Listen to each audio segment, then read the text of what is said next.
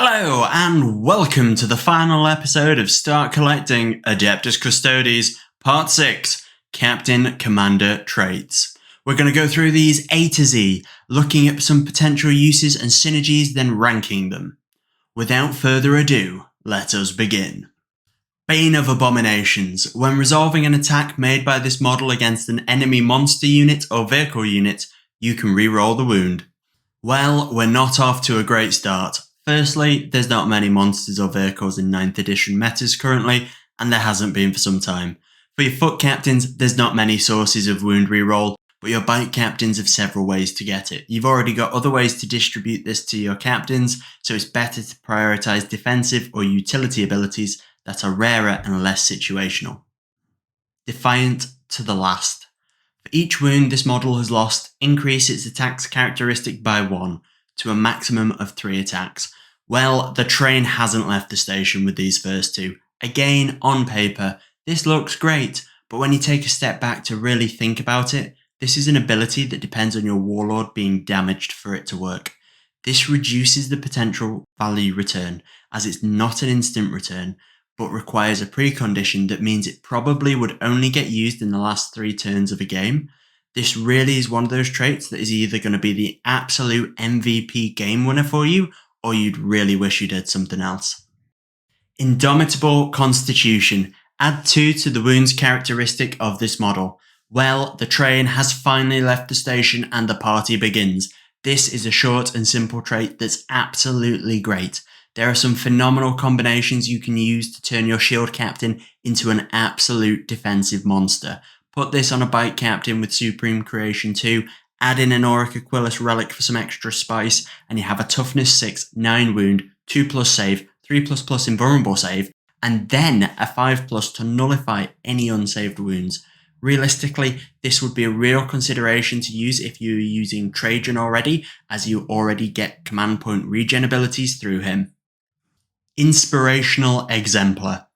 Add 3 inches to the range of this model's aura abilities. Well, we're clearly continuing the hits train. This has the potential to be rather potent in the right army, as there's many ways you can utilise this, but it would need to be planned in advance. It has great synergies with most of the shield host's warlord traits from War of the Spider. Some good use examples are with an Alarus captain with All-Seeing Annihilator, giving them a 9-inch bubble for extra melee attacks on a 6, or a highly mobile firebase with a bike captain and Sally Forth, allowing you to get even more jet bikes in your bubble and giving you additional flexibility when moving. Even in Imperium Soup, this can see potential value, with the Emissary's Imperatus trait increasing now to a 12-inch leadership bubble. Master of Melee. Whilst this model is within 1 inch of any enemy units that contain 6 or more models, increase its attacks characteristic by 2. Unfortunately, the hits train couldn't continue forever, and we're off the tracks pretty quickly. On paper, again, this looks good, as sources of extra attacks are always great, and getting bogged down in combat for a solo Custodes character is a real concern. However, an extra 2 attacks really won't make that much difference, especially if it's a tar pit unit, as there's probably enough of them to survive for several rounds of combat.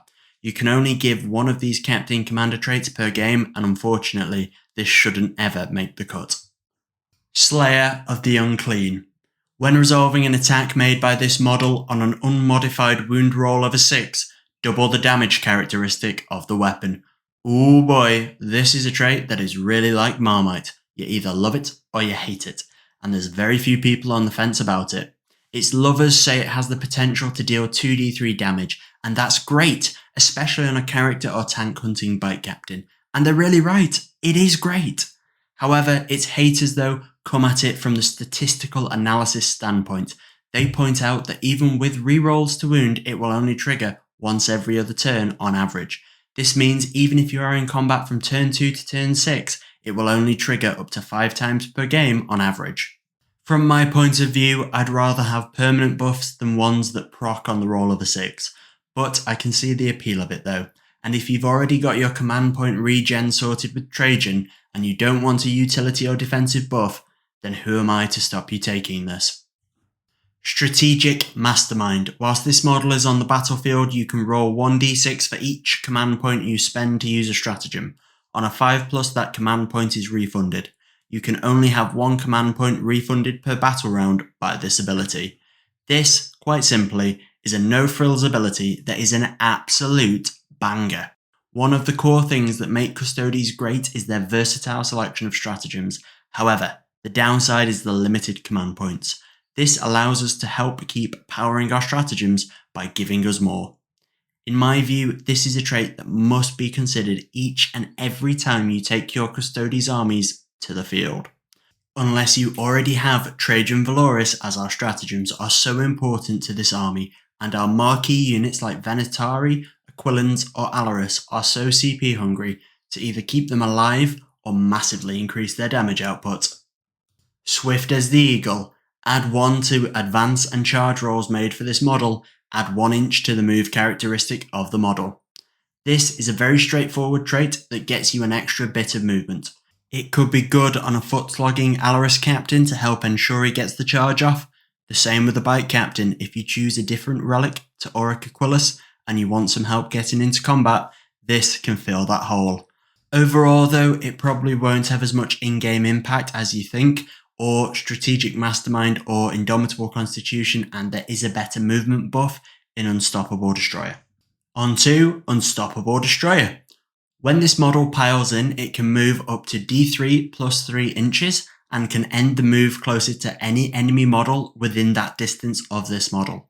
When this model consolidates, it can move up to D3 plus 3 inches and does not have to end the move closer to the nearest enemy model. This is an absolute banger to close out on. Movement buffs are always great to have, and this is a pretty sizable one, clocking in at D3 plus 3 inches. Now, this has been FAQ'd so that when enemy models are in base-to-base contact, it cannot consolidate anymore. So, this just means you've got to be really careful in your model placement and make sure he doesn't get tied down.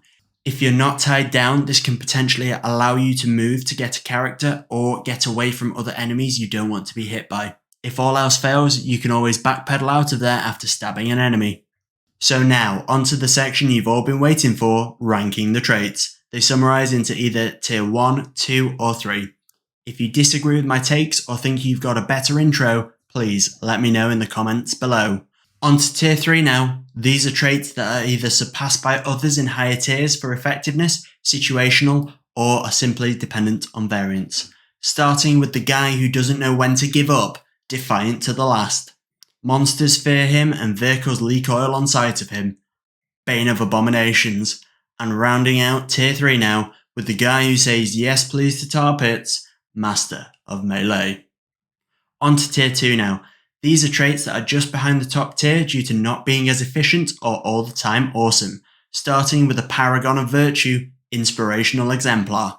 You better shower before you get close to this guy, Slayer of the Unclean. And rounding us out for better or for worse with a guy who's fast as a shot, swift as an eagle. On to the final top tier now. These are the best traits available to Custodes and you need a good reason to not use them in your army. Starting out with the man behind the big brain moves, Strategic Mastermind. His stomach allows him to eat the spiciest foods around, Indomitable Constitution, and bringing us home with a whirring dervish of destruction, Unstoppable Destroyer. That concludes our Start Collecting Adeptus Custodes series. Thank you all for watching. I'll catch you next time. Don't forget to like, subscribe, and leave a comment below.